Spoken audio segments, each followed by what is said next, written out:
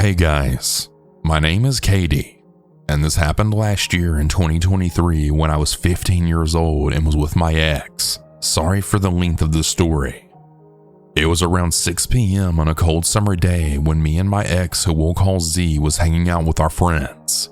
They decided to go to the skate park, which is about a 30-minute walk away from my house, so Z and I went back to mine to get my skateboard. We got my board and started walking towards the skate park. At the top of this road we were on was a school with a main road running next to it, and a little tunnel underneath so people with young kids, prims, and bikes can go through to the opposite side of the road. We were standing, leaning against this bridge/tunnel, talking and waiting for my friend to come message me back. As we were walking, we had started kissing a little, and I got this weird feeling like we were being watched. I stopped kissing Z to notice this white car go past us. We carried on talking, and I kept looking at the road as I really felt something was off. Over the next 15 minutes, the same white car goes past 5 more times. Z noticed my change in behavior, so he asked what's wrong, and I told him that I think the car is watching us, that it's gone past 6 times already. He said let's go, and I was honestly happy to leave. As we had started walking up towards the school to go to our local corner shop to go to the skate park, the white car went past again, but now slower this time. I was able to look at it, and I saw 3, maybe 4 figures in the car, including the driver. As I turned around towards where we were standing, I saw the white car pull over and then speed off. As it was speeding off, I saw this guy in his 30s to 40s with brown hair and glasses start walking up towards us, picking up his speed every time we did. I noticed he was getting closer and closer, so we picked up our speed a lot more, and I then said loudly, "Hey, let's go to the corner shop. I need a drink."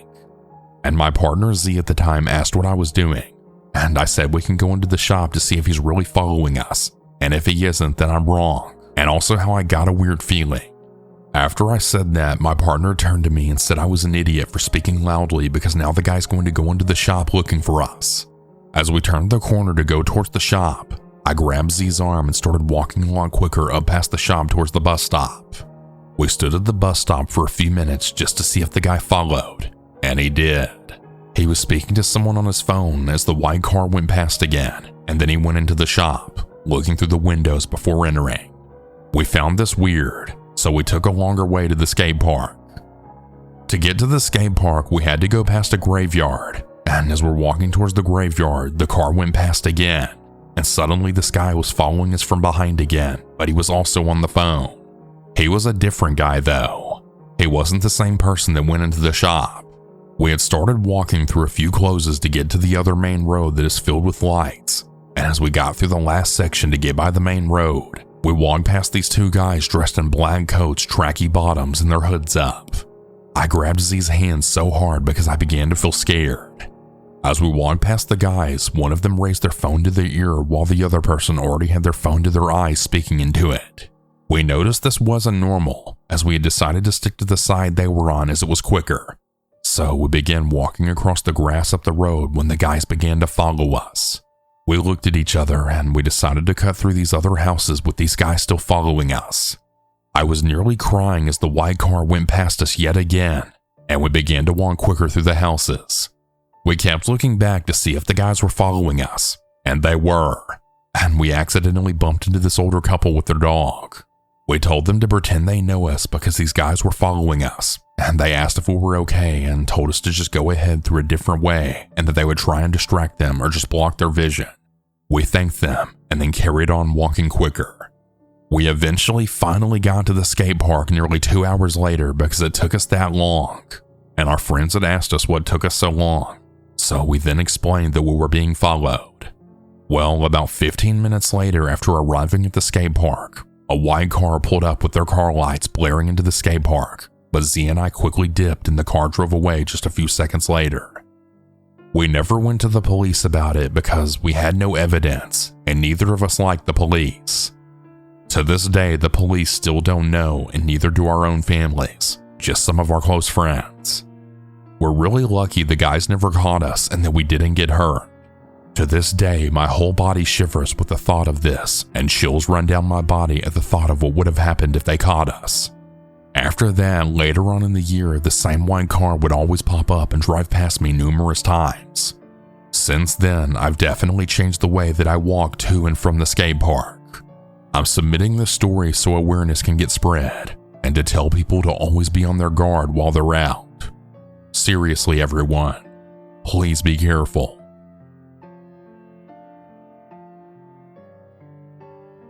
So this all started when I was 11 years old. For reference, I'm a 32-year-old female. I was raised by my grandpa, and he was previously married to an amazing woman. They were somewhat trying to work it out, and at the time she had her own house. Let's call her T for short. She had a 16-year-old daughter. Let's call her J, whom I've been with every day and loved for 6 years. One day while over at their house, J and her friends were going to the river to go swimming and asked if I would like to go. So of course, being 11, I said yes.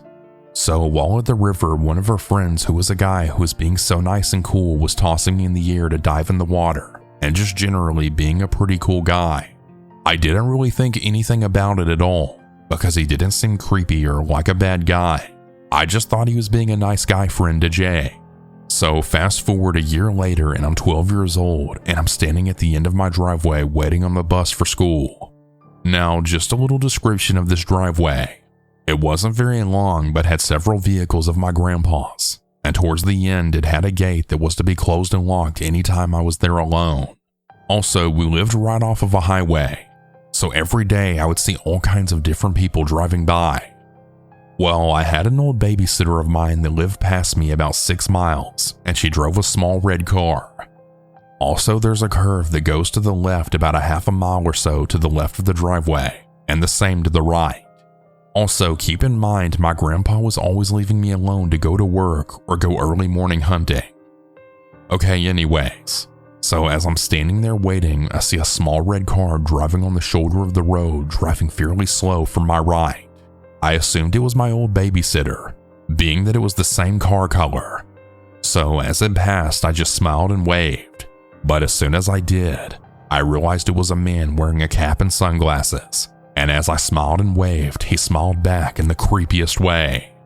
I immediately had a bad gut feeling, and as he passed me, I watched him get to the curve and start turning around.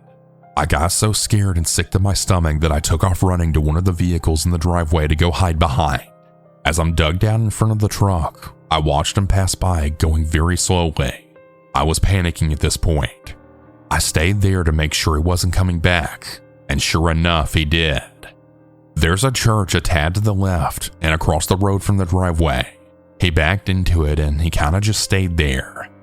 As I'm watching him without his knowledge, I noticed that he pulled out binoculars and started looking around my house and driveway. I then took off running to my front door. I quickly unlocked it and ran to the house phone and then called my aunt, who just lived a few miles past me. I know that I should have just called the cops, but she was a lot closer to me than they were because we lived pretty far from town out in the country. Anyways, when I called, my little cousin had answered the phone, and at the time it was like 3 or 4. So I'm crying at this point, telling him to put his mom on the phone, and then after a few minutes of this, I then hear honking outside. It was the bus.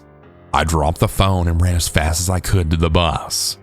As I'm getting on, crying hysterically, I noticed the man had taken off mere seconds before the bus got there. Well, I told my bus driver everything, and he called the cops for me. When I got to school, I met with an officer who had took my statement, and he told me they would do what they could, but didn't really have much to go on but just a small red car. This was a Friday, so I didn't have to wait on the bus again until Monday. That night, I went to go stay at my cousin's for the weekend, and we had so much fun that I had just forgotten about it. So skip to that Monday as I'm waiting for the bus.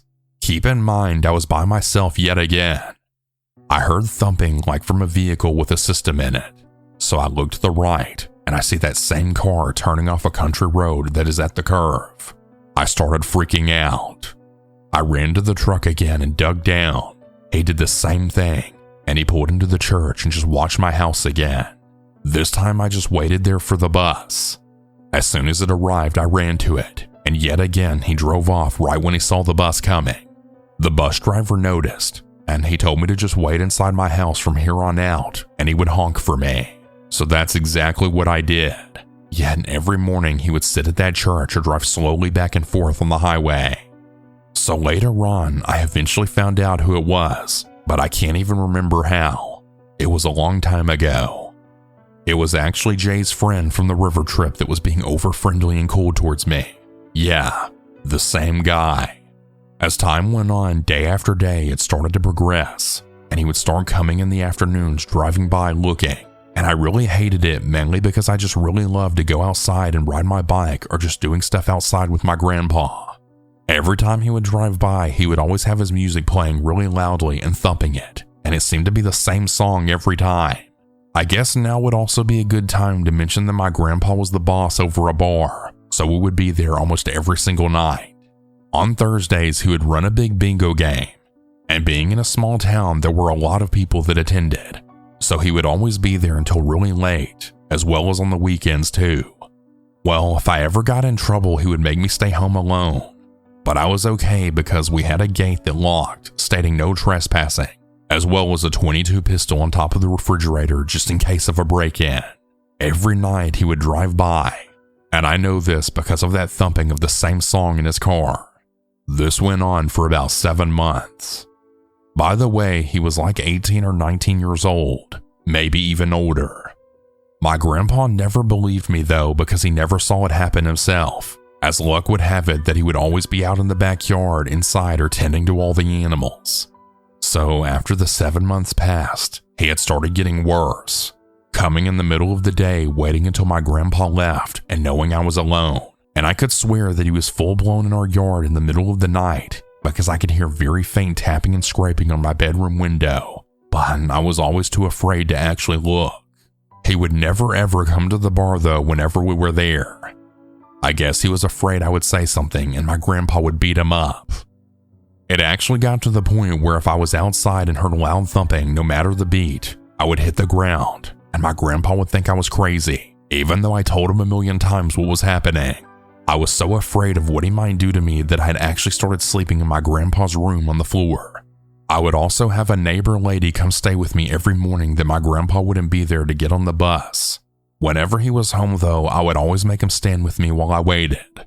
Well, one night, the 3rd year of dealing with this, I was at the bar with my grandpa, and a lady he was friends with had needed a babysitter for the night, and I volunteered to make some money. We left and picked up her son and daughter and then brought them back to my house. It was still a tad bit daylight outside. Like it was dark, but you could still see everything pretty well. I was playing with the kids in the backyard, and I had heard that same damn thumping of his system, and I totally had it at this point. I mean, I had smaller children here and I'm all alone. I can't deal with this anymore. So I told the children to get inside now.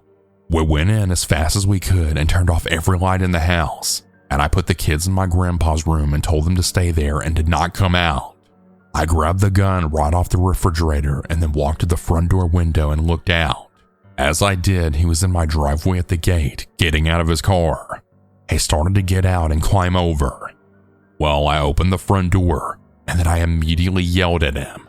"I have a gun, you sick freak, and if you step over the gate, I'll kill you." The guy had started laughing and just kept going, so I pulled back the hammer and started firing at his feet. Now, I know I was a child, but I was a damn good shot, and I've been taught how to shoot since I was very little, so where I aimed is where I meant to shoot at. So as I'm firing at his feet, he starts yelling and running back over the gate, and I just kept shooting until he got the damn picture. He didn't bother me again. Fast forward to where I'm 16 years old and I'm now working at a truck stop Subway. One day he comes in with a woman around his own age and they're holding hands. They walk up to the counter to order their sandwiches and I just say, "Hi, what can I get for you?" And as I'm looking, I notice it's him. When I tell you that my body got chills, it scared the absolute crap out of me. I just pretended not to know who he was. Well, he looks down at my name tag and then says, "S, is that you? Like the one that lived on the highway to the left?" I just replied, "Yeah." And then he smiled at me so creepily. Well, what I thought was so weird was when he said this, his girlfriend had the most scared look on her face. She genuinely looked so terrified. I don't know what that meant, but she definitely knew something about him, and it showed. She looked so sympathetic for me the whole time that I made her sandwich. I also noticed that she seemed a little scared of him. After I made their food, he just looked at me like I was a piece of meat the whole time until they left. Well, fast forward another 2 years and I'm now 18 years old. My boyfriend and I are at a bar when he walks in. Now, by this time, I'm now big and grown and I'm not really afraid of anything at this point. I did get nervous and anxiety a little, but that's just from past trauma. Well, my boyfriend and I are dancing and he sits at a table just freaking staring at me the entire damn time. Eventually he gets up and finds someone to dance with, and then comes to dance right next to us, all while staring at me. Finally, I had enough. Plus, I was a little drunk. Yes, I was able to drink at this bar at 18. They didn't really care. I grabbed him by his shirt and got real close to his face, telling him, "I'm not afraid of you anymore, and I'm damn sure not going to put up with your creepy kidnapper vibes. You come near me again or so much as look in my direction, I'll grab whatever's around and beat you with it until you can't move anymore." He actually looked so scared, weirdly enough, but I guess he finally knew that I wasn't playing, seeing how I'd already shot at him when I was a kid. I'm happy to say that I haven't seen him since. I just hope whoever's married to that sorry SOB keeps one eye open at all times. The story isn't necessarily a horror story, but I guess it is to some. Disclaimer: this story is a long string of events that happened over the course of a couple of years. It's not just one moment or time in my life. I'm 20 years old, female, and live in Metro Detroit, Michigan. This all started when I was about 15 or 16 when an old high school boyfriend and I had stopped talking. I don't even really consider him an ex because I'm now 20 and we dated for like a year on my freshman year of high school. I was 14. We can call him V. He was always a bit emotionally high-strung and mistreated me emotionally and physically a few times. One time he even called me to tell me he was in the bathroom with a knife. He almost hit me with his car on one occasion. Not really relevant, but definitely good to know considering what I'm about to tell you. We broke up in 2020, and it was a mess. I started casually messing around with another guy who we'll call Eric. Not his actual name. V called me one day and he said he saw me with Eric freaking out. We were just getting ice cream. After this, V got a job at a fast food place that was like 2 blocks away from my house. After he got out of work, he would show up at my house during the night and knock on my door with gifts. He often wouldn't leave until I came outside. He was really creepy and stalkerish after we broke up. I always secretly FaceTime my friend if he showed up at my house. He'd say really pushy stuff like he knew we'd be together again one day. Stuff like that. He'd make me hug him and ask me to kiss him and stay outside to keep talking to him. Really weird. He was obsessive. I ended up cutting contact completely, and I moved to a different house. Not for this reason though. I started dating a girl late December 2020. I'd forgotten all about him and I hadn't spoken to him in months. One night I got a call from one of my best friends and she was really upset and worried.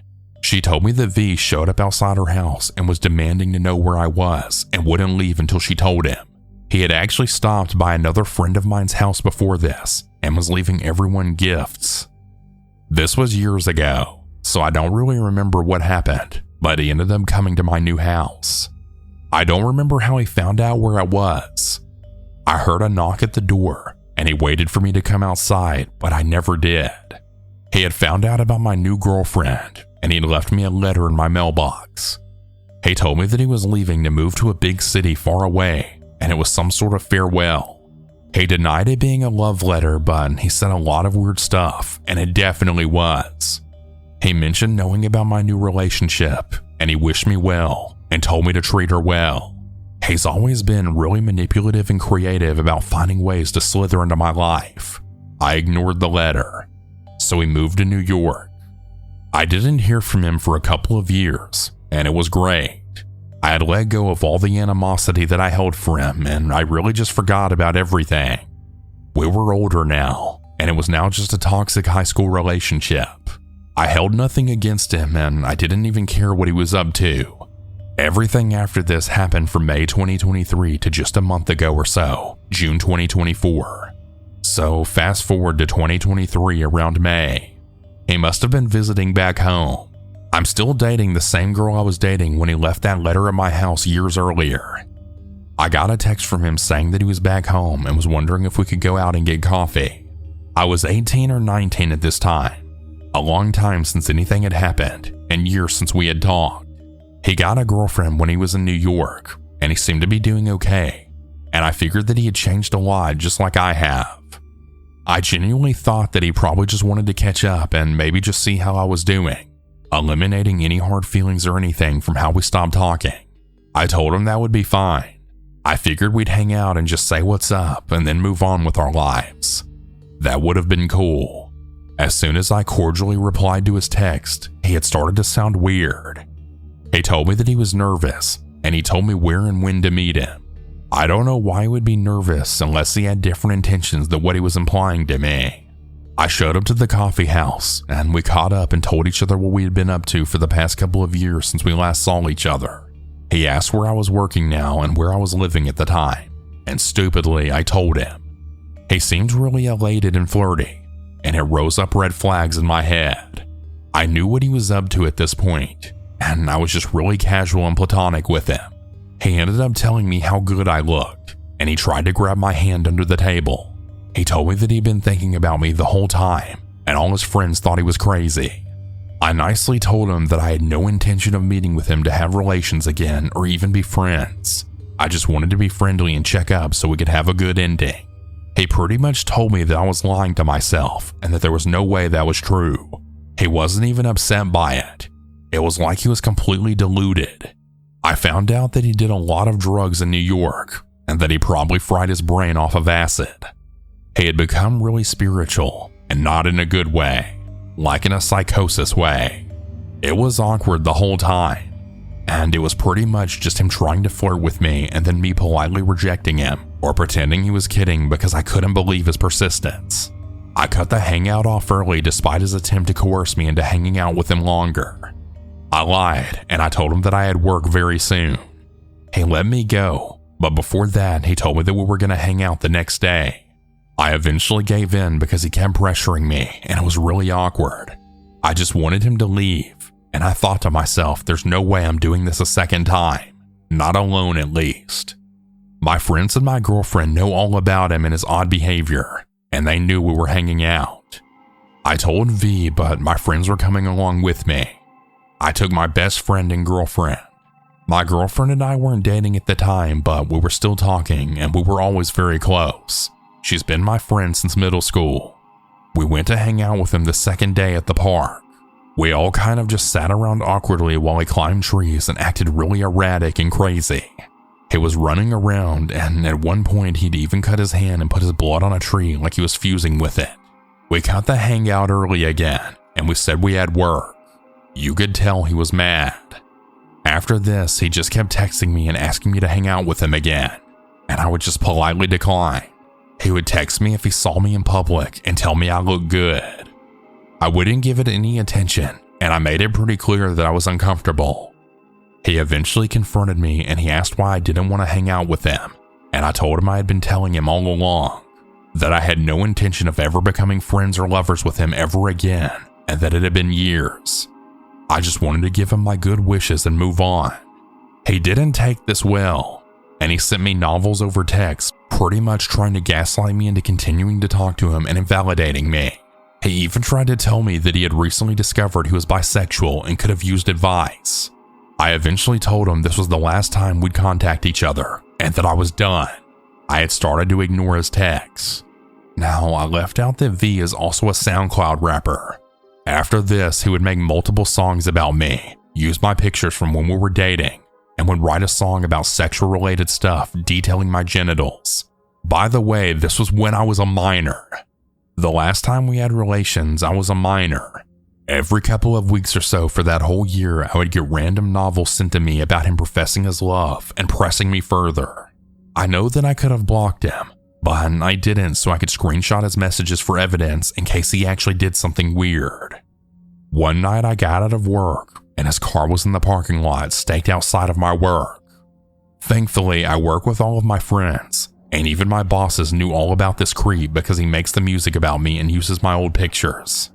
I took a photo of his car, but it was hard to see because he was just sitting in the dark. I was always on the lookout after this. Thank God that my girlfriend and I drive together home from work always, and that I'm never alone. Thankfully, at this point, I had lost my car and moved into my girlfriend's house, so he wasn't able to stalk me to the full extent which I knew that he would have. I contacted him a few times and told him to stop and take my pictures down, and that I saw him outside of my work, which of course he denied. I have screenshots of all of the evidence. Another time, he had wrote a rapey poem on Instagram. It was really long, but one part was, "One way or another, we are bound to have this baby." He continued on. It was a really obsessive poem, and I knew it was about me because he used my childhood nickname twice. Recently, he wrote a song about me called Better Off Dead. This is the most recent. He also made the song cover a picture of my foot when I was literally 14. He said something along the lines of, "She switches to women instead. She into bitches who lie. I guess they better off dead," which really scared all my friends. What's also weird about this whole thing is that he had recently got a girlfriend, and it doesn't even seem like she cares about any of this. Anyway, this is just a post for awareness that if you ever have someone like this in your life, please tell your family and trustworthy friends any information you can for your own safety, and make sure to gather any evidence. I'll be sure to update if anything else weird happens. I'm planning on eventually getting a restraining order. Stay safe, everyone.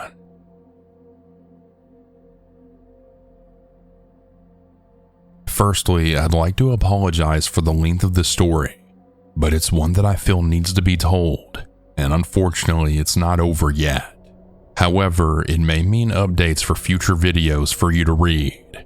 The general gist of the story is to be very careful of who you choose to make friends with. Late last year, I had to make a decision for myself, and the decision was to leave an extremely toxic friendship. It wasn't an easy decision to make, because the two people I was leaving, if I'm to put this delicately, are the dangerous type. One struggling with addiction issues, and the other struggling with mental health. All this I could actually understand. What I couldn't understand was the way they had started treating me. To say that it was getting to a point that I was in fear of my own health would be an understatement. I held no ill will for either of these people. It was simply a time for me to leave them to themselves and to pursue a different path in my own life.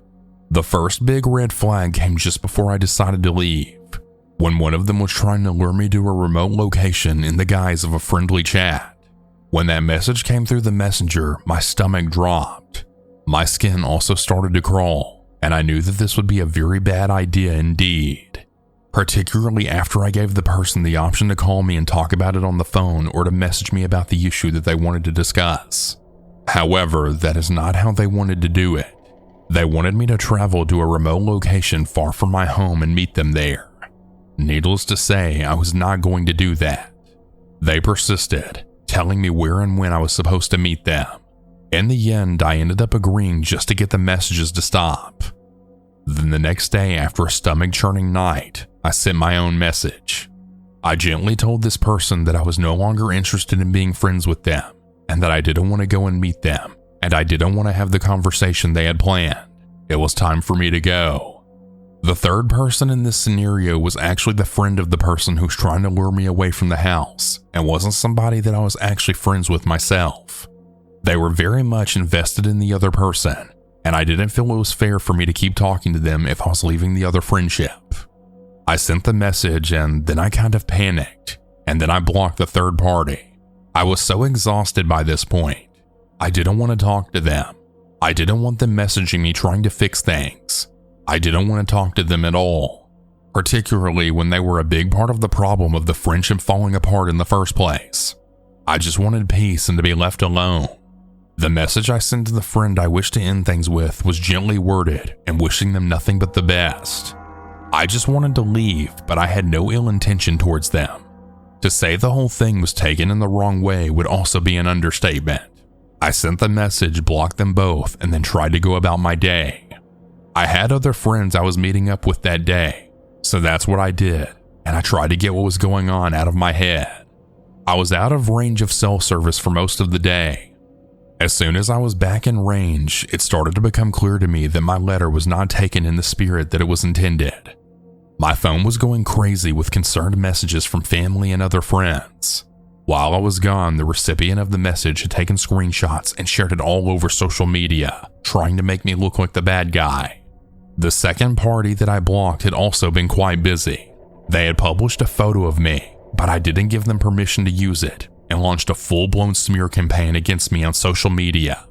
Unfortunately, it didn't stop there. They took it upon themselves to message other friends of mine and tell them untrue stories about things I was supposed to have said about them. Then they made threats against me. They were all over social media telling anybody who listened that I was going to get what I deserved. I was feeling stressed, and most of all, I was feeling scared because it showed very clearly to me that I had no idea exactly what these people were capable of.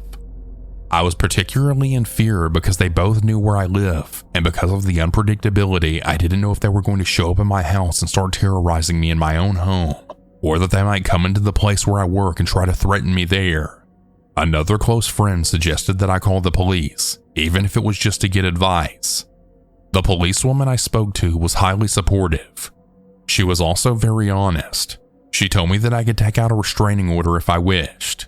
The problem with that is that she was concerned that it might inflame the problem, and as a police officer, she told me it's only a piece of paper and that it usually doesn't work. She told me to try and ignore everything to keep them blocked on my social media, as well as my phone, and to try and get on with things. She also said that if they did happen to show up anywhere they shouldn't be, to call the police because they made a note of what's going on and that they would come straight away.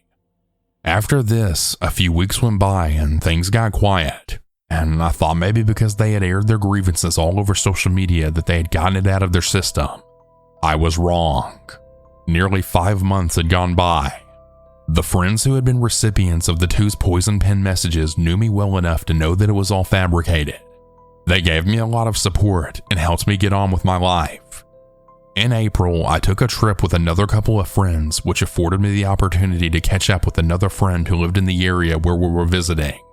She had also been a mutual friend of the other pair and had seen everything that had gone on in the 5 months prior. We were having a dinner, and she accidentally informed me that one of them had gone on a drunken bender, filmed it all, and put it on Facebook. In this video, my ex-friend had been almost blackout drunk and mouthing off about me. As I had kept them blocked and stayed away from them, I was totally oblivious to this news I was being told. It hadn't impressed my friend, and she had also blocked and moved away from them too. It was after this that more information began to trickle in of things that I didn't even know had been going on. In March, I had the pleasure of taking one of my most amazing friends out for a birthday lunch. We went to her favorite restaurant for lunch and a little shopping afterwards. It had been a wonderful day, and then a fairly serious storm had blown in on the way home. I had to drop my friend off quickly so that she could make a run for her front door and then get inside out of the rain. Recently, we were talking about that day, and she revealed to me that more shenanigans had gone on that she had totally forgotten to tell me about. The third party who had published my photo and said the ugliest things about me she could think of in that Facebook post of not so long ago had randomly messaged my friend on her birthday.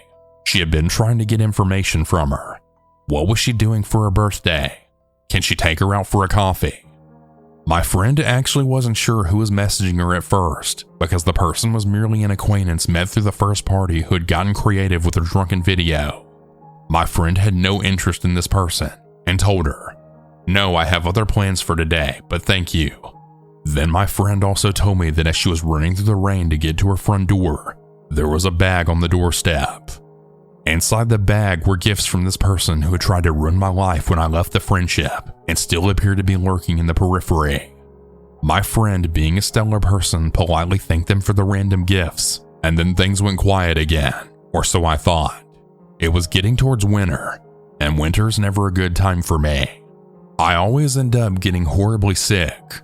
So also in March, I'd gone with my mother to receive my autumn-winter shots to hopefully prevent getting sick that year. Afterwards, my mother and I randomly decided to meet up with my friend for a coffee and to chat. We were parking the car when I had noticed something that didn't belong. We saw my friend on the street returning from the post office. That was fine. What wasn't fine was the random gifter and Facebook author following her down the street. I watched my friend go into a shop with someone I was beginning to realize was becoming my stalker following her into the shop. I almost had a panic attack right there. I couldn't move and I didn't want to get out of the car. My mother, on the other hand, is made of sterner stuff. She got out of the car, walked across the road, and walked slowly past the door of the shop. My friend was in there trying to make a purchase while also trying to back away from who was fastly becoming our stalker. My mother said that she could hear said stalker quizzing my friend on what she had done for her birthday. Where had she gone? Who was she with? What did she do? My mom heard my friend say something about having a chill day for her birthday, and then she got the hell out of there. But that wasn't where it stopped either. My mother went down to the cafe that we were going to go to get us some coffee to go. She knew that I wasn't up for socializing now, and that we would just take our coffees and go home. Inside the same building was an actual boutique that I was working at every Friday. My mom was in the coffee shop getting our orders, and when she came out, the stalker was hanging around outside. We went home and had our coffees and tried to forget that we had even seen her. Come Friday, when I arrived for work, my friend that I worked with informed me that my other friend had come in to look at some clothes and that the stalker had followed her in. Then my friend left to go get on with her day. The stalker, however, did not leave the shop. She lingered around trying to listen in on conversations that my friend who owned the shop was having with other people. My friend believed it was to see if my name was mentioned. Soon enough, she grew bored and left. After this, things seemed to go quiet again. And this time I thought that maybe the two of them were bored of following me around and trying to turn my other friends against me and were doing the right thing and finally getting on with their own lives. I was wrong yet again. The boutique I had been working in ended up closing down. My friend had a difference of opinion with the owner of the building and just decided to leave. My amazing friend that I had shared the birthday with had a business of her own that she runs with her husband. I was out of a job and they were looking for an intern to help them on the weekends. My mother and I were having tea with her in the afternoon, and she asked me if I would like the job, as I was at a loose end now. I jumped at the chance, and I was now employed once again. My friend and her husband were very excited to have me on their team. Their business is very popular in our local area, and they wanted to announce that they had taken me on as a team member. This was all great, until the next thing happened. The very afternoon that I was given the job, my mother and I were picking up some prescriptions for her from a local pharmacy. As we left the pharmacy to get into the car to go home, much to my horror, I found the Facebook author parked right beside my car. She was in the car and she had the other ex-friend with her. I felt my mouth dry up and my stomach drop. I decided to pretend that the sun was in my eyes and just acted like I hadn't seen them, but my mother looked squarely at them. Once they knew they had been seen, they put the pedal to the metal and tore out of there, honking the horn and yelling out the window at me something that I couldn't understand. Slightly shaken, we got into the car and I dropped my mother off at her house and continued home to mine. Later that evening, my friends, excited with the prospect of working with me, shared a lovely welcome post on Facebook, announcing that they had found an intern to help them over the weekend and that it was me. All of our friends were congratulating me and saying how wonderful everything was, and it was also very positive. As I still had the other two blocked, I had no idea of the chaos that was erupting as I was flickering on a movie and getting ready to go to sleep. My friends messaged me the following morning asking me to please come to work for some light training to pick up a gift they had gotten me and to pick up my keys. When I got there, my friend said to me, "Well, we had a very eventful night last night." Fearing something may have happened to one of their family members, I asked what happened.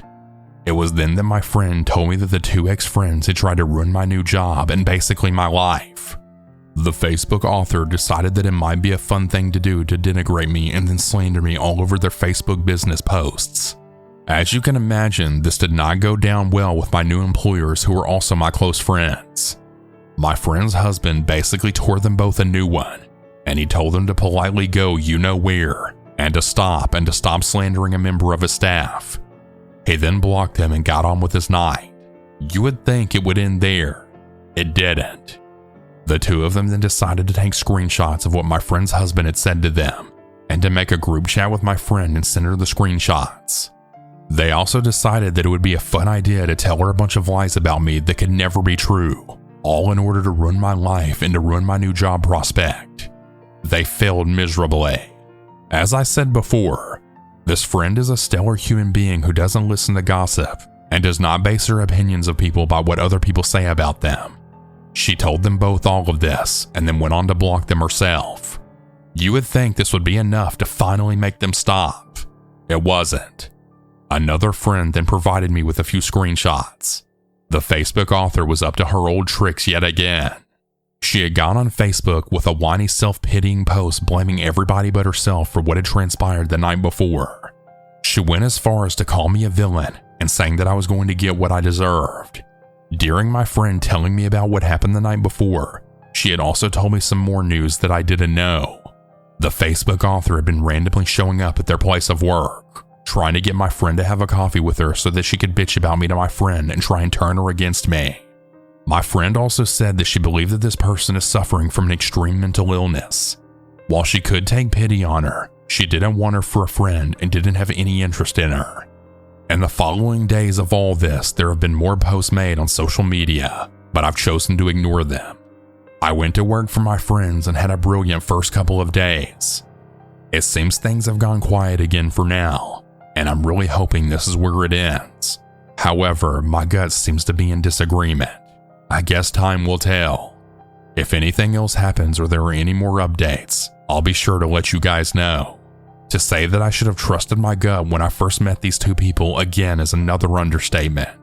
I had that faint vibe that something just wasn't quite right about them both, and if I had trusted that intuition in the very beginning, maybe all of this could have been avoided. I'll end the story with this. Be very careful of who you allow into your inner circle, who you choose to trust, because not everybody is your friend.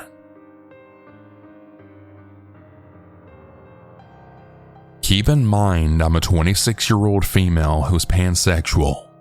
This happened when I was 23, so it begins back in 2021 in September. I was working at Dunkin' Donuts, and I was there for about 3 days. This will be irrelevant soon. My first day on the shift, the coworkers I was working with kept telling me that the manager was really weird and mean to everyone. Let's give her the nickname Leslie. I was told that Leslie was running late that day, but to meet up with her when she comes in to start my first day. She shows up finally a couple of hours into my shift, and she approached me and asked me to meet her in her office. I had a gut feeling that something was off, but just said okay, I'll see you in there, and then followed behind her and went into her office. She came in and closed the door behind her, and I was standing towards the back corner. She had started asking me questions related to the job and just asking general questions, like if I was enjoying my first day. Then it started turning weird when she stated that she saw somewhere that I'm openly pansexual. I didn't think a lot of it other than it was weird because I do have a public Insta which at the time did state I was pansexual. I answered that yes I am, but what does that have to do with the actual job? She continues to say that it doesn't, but that I was really pretty and was wondering if I wanted to catch dinner after my shift. I gently and respectfully declined because I have a partner. She continues to try and push on going on a date with her, to which I just gently said no yet again. I then just told her I was ready to go back out to work, so I did. She continues to get really close to me and stare at me the whole rest of my shift. So after my shift, I went home and I had noticed some of my things were missing from my room and that some of my things had been moved around. So I asked my fiance if they had moved some of my stuff or had accidentally thrown away some of it. They said they didn't because they had just come home from work. I was living with my mom and grandmother at the time, and I asked them if they did, and they said they didn't, but Leslie had shown up there asking for me, but they said that I was already at work and was waiting for her, and that they had invited her in. I went back to work the next day and asked her about it, and she showed me the items that were missing from my room and gave them back. I told her to never ever show up to my private residence again, that she was really crossing a line, that the next time she does, I'll be calling the cops. Fast forward to my final day at work. Leslie kept trying to get me to go out with her, and then I finally got firm and said I'm not interested and I never will be. She tried to kiss me, so I pulled her off, then saying, "What the hell's your problem?" She told me that she's been crazy about me since the first moment she saw me, and how I used to be a frequent customer along with my fiance, and that she's remembered me. She continues to say that she's the only one that can love me. I interrupted her and said that I quit, and that I'm turning everything over to the police. I got home and told my fiance everything, and right at that time, my mom and fiance and I had heard a loud noise coming from outside. We got our dogs and went outside, but we didn't see anything. So we went out to this fenced-in area, and we said whoever's out there needs to leave or our dogs will bite them. Keep in mind, we had them trained as service dogs, and they're also very protective, so they know commands on when to strike. Right at that time, we then saw Leslie running to her car to leave. We then called the police immediately and reported it. The police arrived and we told them everything. And no joke, right at that time we saw her car pass by, and I then yelled to the police that that's her. One officer got in his car and went after her, and the other one stayed with us just in case she came back. Well, they ended up catching her, and I found out that she wasn't who she said she was. She had apparently been stalking not only me but multiple other women. I never heard or saw her again after that, and I quit that job. My fiance and I have since moved, and my grandmother has since passed away. My mom has also moved near my fiance and I. I don't really know what all has happened to Leslie, but I do know she got arrested for a period of time. I'm not really sure how long she got though, as I haven't been keeping tabs on her. I just really hope that she got some serious help. She really needs it.